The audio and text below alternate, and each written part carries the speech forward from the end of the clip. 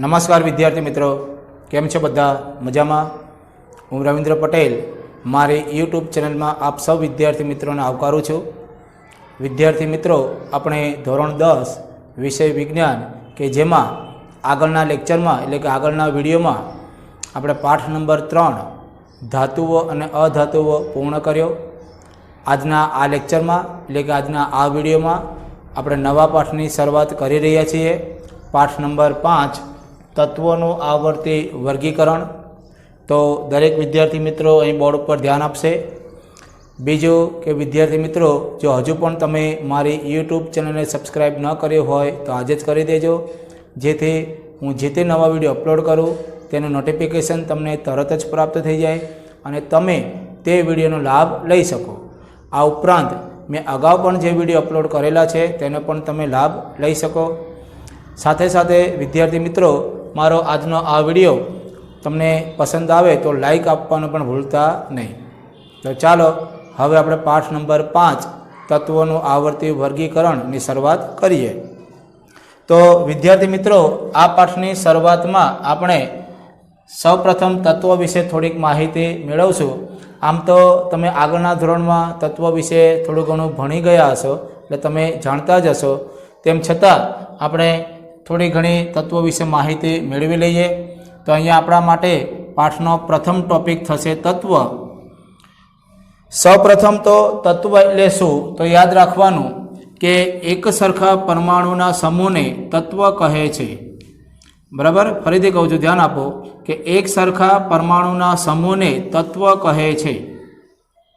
एक ज सरखा परमाणुनो समूह एटले तत्व। याद राखवानुं कि एक ज तत्वना बधा ज परमाणुओ समान होय छे। एक ज तत्वना बधा ज परमाणु समान एटले सरखा होय छे। ज्यारे बे जुदा जुदा तत्वना परमाणुओ असमान होय छे एटले के सरखा होता नथी। आ उपरांत तेमना गुणधर्म पण जुदा जुदा होय छे। बराबर, याद राखवानुं कि एक ज तत्वना बधा ज परमाणु सरखा होय छे, ज्यारे बे जुदा जुदा तत्वना परमाणुओ जुदा जुदा होय छे अने तेना गुणधर्म पण जुदा जुदा होय छे। बीजो कि अत्यारे आधुनिक समय में हाल कुल 118 तत्वों जाणीता छे, जेमां याद राखवानुं कि 94 तत्वों कुदरती रीते प्राप्त करवामां आवेला छे। ख्याल आव्यो विद्यार्थी मित्रों? तो चालो हवे आगळ जईए। तो आपणा माटे नवो प्रश्न आवे छे कि खूब ज वधारे संख्या में तत्वों अभ्यास केवी रीते सरल बन्यो। फरीथी कहूं छुं, ध्यान आपो कि खूब ज वधारे संख्या में तत्वों अभ्यास केवी रीते सरल बन्यो। तो विद्यार्थी मित्रों, याद राखवानुं कि आपणी आसपास जोवा मळती जुदी जुदी वस्तुओं के जे तत्व मिश्रण के संयोजन स्वरूपे अस्तित्व धरावे छे। फरीथी कहूं छुं, ध्यान आपो कि आपणी आसपास जोवा मळती जुदी जुदी वस्तुओं ए तत्व मिश्रण के संयोजन स्वरूपे अस्तित्व धरावती होय छे। जेमां तत्वों ए एक ज प्रकारना परमाणुओ धरावे छे। जेमां तत्व ए एक ज प्रकारना परमाणुओ धरावे छे। हवे जेम जेम जुदा जुदा तत्वोनी शोध थई तेम वैज्ञानिकों पासे तत्वोना गुणधर्मोनी माहिती एकठी थई। जेम जेम जुदा जुदा तत्वोनी शोध थती गई तेम तेम वैज्ञानिकों पासे तत्वोना गुणधर्मोनी माहिती एकठी थती गई, कारण के जुदा जुदा तत्वोना गुणधर्म जुदा जुदा होय छे। ख्याल आव्यो कि जेम जेम तत्वोनी शोध थती गई तेम तेम वैज्ञानिकों पासे तत्वोना गुणधर्मोनी माहिती एकठी थई, कारण के जुदा जुदा तत्वोना गुणधर्म जुदा जुदा होय छे। अने तेने आधारे वैज्ञानिकों माटे माहितीनी एक व्यवस्थित गोठवणी करवी जरूरी बनी। आथी वैज्ञानिकोए आ तत्वोना गुणधर्मोमां एक चोक्कस प्रकार एटले के भात शोधवानुं शरू कर्युं। बराबर, फरीथी कहूं छुं, ध्यान आपो कि जेम जेम तत्वोनी शोध थती गई तेम तेम वैज्ञानिकों पासे तत्वोना गुणधर्मोनी माहिती एकठी थती गई, कारण के जुदा जुदा तत्वोना गुणधर्मो जुदा जुदा होय छे। अने तेने आधारे वैज्ञानिकों माटे माहितीनी एक व्यवस्थित गोठवणी करवी जरूरी बनी।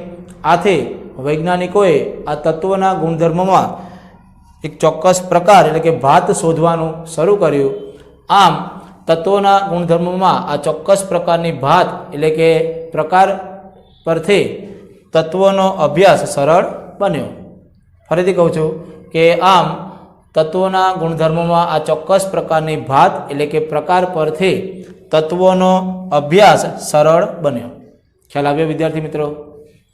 ચાલો આગળ જઈએ તો નવો પ્રશ્ન આવે છે કે જુદા જુદા તત્વોનું વર્ગીકરણ વૈજ્ઞાનિકોએ સૌ પ્રથમ કયા પ્રકારે અને શાને આધારે કર્યું હતું? ફરીથી કહું છું, ધ્યાન આપો કે જુદા જુદા તત્વોનું વર્ગીકરણ વૈજ્ઞાનિકોએ સૌ પ્રથમ કયા પ્રકારે અને શાના આધારે કર્યું હતું? તો યાદ રાખવાનું કે વૈજ્ઞાનિકોએ જુદા જુદા તત્વોનું વર્ગીકરણ તેના એટલે કે તત્વોના ગુણધર્મોને આધારે કર્યું હતું. ફરીથી કહું છું, ધ્યાન આપો કે જુદા જુદા તત્વોનું વર્ગીકરણ વૈજ્ઞાનિકોએ સૌ પ્રથમ તેના ગુણધર્મોને આધારે કર્યું હતું અને એક અવ્યવસ્થિત ગોઠવણીમાંથી એક ક્રમિક વ્યવસ્થિત ગોઠવણી મેળવી. બરાબર. સૌ પ્રથમ વૈજ્ઞાનિકોએ જાણીતા તત્વોનું ધાતુ અને અધાતુમાં વર્ગીકરણ કર્યું. ત્યારબાદ જેમ જેમ સંશોધનો થતા ગયા તેમ તત્વો અને તેના ગુણધર્મો વિશેનું જ્ઞાન વધતું ગયું અને એને આધારે વર્ગીકરણ માટે વધારે ને વધારે પ્રયત્નો થવા લાગ્યા. સમજ પડી વિદ્યાર્થી મિત્રો? ફરીથી કહું છું, ધ્યાન આપો કે જુદા જુદા તત્વોનું વર્ગીકરણ વૈજ્ઞાનિકોએ સૌ પ્રથમ તેમના ગુણધર્મોના આધારે કર્યું હતું અને એક અવ્યવસ્થિત ગોઠવણીમાંથી એક વ્યવસ્થિત ક્રમિક ગોઠવણી મેળવી. સૌ પ્રથમ વૈજ્ઞાનિકોએ જાણીતા તત્વોનું ધાતુ અને અધાતુમાં વર્ગીકરણ કર્યું. ત્યારબાદ જેમ જેમ સંશોધનો થતા ગયા તેમ તત્વો અને તેના ગુણધર્મ વિશેનું જ્ઞાન વધતું ગયું અને એને કારણે વર્ગીકરણ માટે એ દિશામાં વધારે ને વધારે પ્રયત્નો થવા લાગ્યા. ખ્યાલ આવ્યો વિદ્યાર્થી મિત્રો? તો ચાલો વિદ્યાર્થી મિત્રો હવે આગળ જઈએ તો આપણા માટે નવો પ્રશ્ન આવે છે કે ડોબ્રેનરની ત્રિપુટીનો નિયમ લખો અને સમજાવો. ફરીથી કહું છું, ધ્યાન આપો કે ડોબ્રેનરની ત્રિપુટીનો નિયમ લખો અને સમજાવો. તો વિદ્યાર્થી મિત્રો યાદ રાખવાનું કે જર્મન વૈજ્ઞાનિક કે જેનું નામ છે જ્હોન વોલ્ફગેંગ ડોબ્રેનર કે જેમણે સમાન ગુણધર્મો ધરાવતા તત્વોને એક જૂથ એટલે કે એક સમૂહમાં ગોઠવવાનો પ્રયત્ન કર્યો. ફરીથી કહું છું, ધ્યાન આપો કે જર્મન વૈજ્ઞાનિક જ્હોન વોલ્ફગેંગ ડોબ્રેનરે સમાન ગુણધર્મો ધરાવતા તત્વોને એક જૂથમાં એટલે કે એક સમૂહમાં ગોઠવવાનો પ્રયત્ન કર્યો. તેમણે સમાન ગુણધર્મો ધરાવતા ત્રણ તત્વોના કેટલાક જૂથ એટલે કે સમૂહ ઓળખી બતાવ્યા અને તે સમૂહને ત્રિપુટી તરીકે ઓળખવામાં આવ્યા. બરાબર. આ ડોબ્રેનરે સમાન ગુણધર્મ ધરાવતા ત્રણ તત્વોના કેટલાક જૂથ એટલે સમૂહ ઓળખી બતાવ્યા અને એ સમૂહને ત્રિપુટી તરીકે ઓળખવામાં આવ્યા. તો ચાલો હવે નિયમ વિશે જોઈએ. ડોબ્રેનરની ત્રિપુટીનો નિયમ શું કહે છે? તો યાદ રાખવાનું કે ત્રિપુટીના ત્રણ તત્વોને પરમાણુય દળના ચડતા ક્રમમાં ગોઠવતા મધ્યમાં રહેલા તત્વનું પરમાણુય દળ બાકીના બે તત્વોના પરમાણુય દળના સરેરાશ જેટલું હોય છે. બરાબર, કે જેને ડોબ્રેનરની ત્રિપુટીના નિયમ તરીકે ઓળખવામાં આવે છે. ફરીથી કહું છું, ધ્યાન આપો કે ડોબ્રેનરની ત્રિપુટીનો નિયમ શું કહે છે? તો કે ત્રિપુટીમાં જે ત્રણ તત્વોનો સમાવેશ થતો હોય એ ત્રણ તત્વોને તેના પરમાણુય ભારના ચડતા ક્રમમાં ગોઠવવામાં આવે તો મધ્યમાં રહેલા તત્વનું પરમાણુય દળ એટલે કે તેનો પરમાણુ દર અથવા પરમાણુ ભાર એ બાકીના બે તત્વના પરમાણુય દળના સરેરાશ જેટલું હોય છે. ફરીથી કહું છું, ધ્યાન આપો. ડોબ્રેનરની ત્રિપુટીનો નિયમ શું કહે છે? તો યાદ રાખવાનું કે ત્રિપુટીના ત્રણ તત્વો એટલે કે ત્રિપુટીમાં સમાવેશ પામતા જે ત્રણ તત્વો હોય એ ત્રણ તત્વોને તેના પરમાણુય દળના ચડતા ક્રમમાં ગોઠવવામાં આવે તો મધ્યમાં રહેલા તત્વનું પરમાણુય દળ એ બાકીના બે તત્વના પરમાણુય દળના સરેરાશ જેટલું હોય છે. બરાબર. આવું ડોબ્રેનરની ત્રિપુટીનો નિયમ કહેવા માગે છે અથવા તો દર્શાવે છે. ચાલો એક્ઝામ્પલ જોઈએ. તો વિદ્યાર્થી મિત્રો અહીંયા યાદ રાખવાનું કે લિથિયમ કે જેની સંજ્ઞા છે Li, સોડિયમ કે જેની સંજ્ઞા છે Na અને પોટેશિયમ કે જેની સંજ્ઞા છે K. તો આ લિથિયમ, સોડિયમ અને પોટેશિયમ એક ત્રિપુટી છે તેમના પરમાણુય દળ અનુક્રમે 6.9U, 23.0U અને 39.0U છે. એટલે કે લિથિયમનું પરમાણુય દળ 6.9U છે, સોડિયમનું પરમાણુય દળ 23.0U છે અને પોટેશિયમનું પરમાણુય દળ 39.0U છે. બરાબર. અહીંયા યુ એટલે એટોમિક માસ યુનિટ. બરાબર, યાદ રાખવાનું. પરમાણુય દળ અથવા પરમાણુ ભાર બોલો તો પણ ચાલે. હવે વિદ્યાર્થી મિત્રો, આ લિથિયમ, સોડિયમ અને પોટેશિયમ જે ત્રણ તત્વોની જે ત્રિપુટી છે, તો એમને તેના પરમાણુય દળના ચડતા ક્રમને આધારે ગોઠવવામાં આવે તો સોડિયમ એ મધ્યમાં રહેલું તત્વ થશે. એટલે સોડિયમનું પરમાણુય દળ એ બાકીના બે તત્વો લિથિયમ અને પોટેશિયમના પરમાણુય દળના સરેરાશ જેટલું હોય છે, ડોબ્રેનરની ત્રિપુટીના નિયમ મુજબ. બરાબર, ખ્યાલ આવ્યો? ફરીથી કહું છું કે આ લિથિયમ, સોડિયમ ને પોટેશિયમ જે ત્રિપુટીમાં રહેલા ત્રણ તત્વો છે, તેમને તેમના પરમાણુય દળના ચડતા ક્રમ પ્રમાણે ગોઠવવામાં આવે તો મધ્યમાં રહેલું તત્વ એટલે કે સોડિયમનું પરમાણુય દળ એ બાકીના બે તત્વો લિથિયમ અને પોટેશિયમના પરમાણુય દળના સરેરાશ જેટલું હોય છે. અહીંયા આપણે દર્શાવેલું છે, ધ્યાન આપો કે તત્વ કે જેમાં આપણે લિથિયમ, સોડિયમ, પોટેશિયમ દર્શાવેલા છે. અહીંયાની સંજ્ઞા છે Li, Na અને K. એટલે કે લિથિયમની સંજ્ઞા Li, સોડિયમની સંજ્ઞા Na અને પોટેશિયમની સંજ્ઞા K. પરમાણુય દળ તો યાદ રાખવાનું, લિથિયમનું પરમાણુય દળ 6.9U, સોડિયમનું પરમાણુય દળ 23.0U અને પોટેશિયમનું પરમાણુય દળ 39.0U.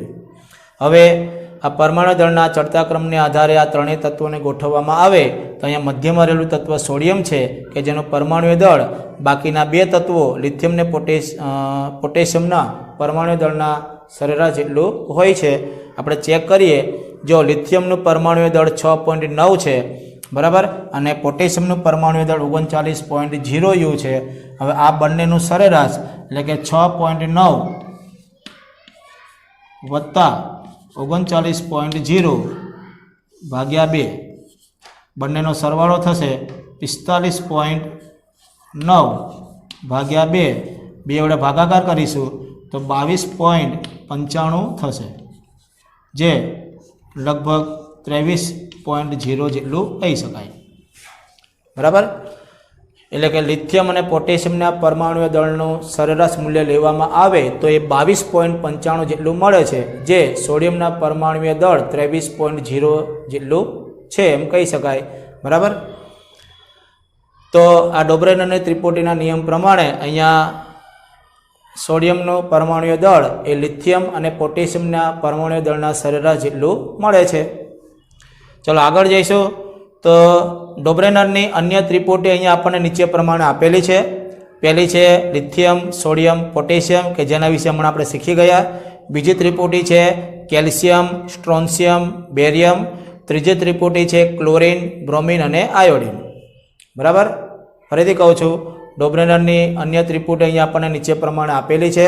પહેલી ત્રિપુટી છે લિથિયમ, સોડિયમ, પોટેશિયમ કે જેના વિશે હમણાં આપણે શીખી ગયા. બીજી ત્રિપુટી છે કેલ્શિયમ, સ્ટ્રોન્શિયમ અને બેરિયમ. ત્રીજી ત્રિપુટી છે ક્લોરિન, બ્રોમિન અને આયોડિન. ખ્યાલ આવ્યો વિદ્યાર્થી મિત્રો? સમજ પડી? તો વિદ્યાર્થી મિત્રો, આજના આ લેક્ચરમાં આપણે અહીંયા સુધી રાખીએ છીએ. આપણા આવતા લેક્ચરમાં એટલે કે આપણા નેક્સ્ટ લેક્ચરમાં અહીંથી આગળ આપણે નવા ટોપિક લઈશું. Thank you.